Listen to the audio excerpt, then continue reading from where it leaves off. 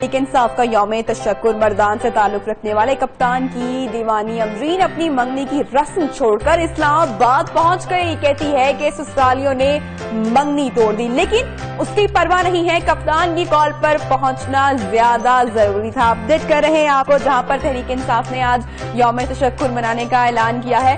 بات کریں گے ہمارے نمائندے محمد اویس سے جو کہ اس وقت اس انوکھی دلہن کے ساتھ ہی موجود ہیں. اویس بتائے گا یہ دلہن اپنی منگنی چھوڑ کر آ گئی ہے, کیا کہنا تھا اس کا؟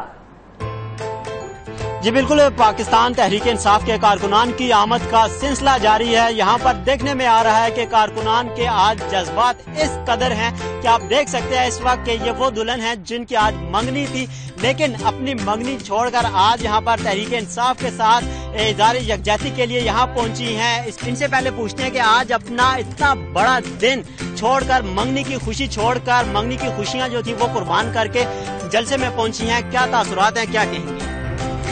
جی میں عمران خان سے ملنے آئی ہوں کیونکہ اپنی منگنی توڑ کر آئی ہے. یہ ہمارے لیے سب سے بڑی خوشی ہے. جی بالکل, ان کے لیے سب سے بڑی خوشی ہے. ان کی والدہ سے بات کرتے ہیں کہ وہ اس موقع پر خاص کر کیا کہیں گی.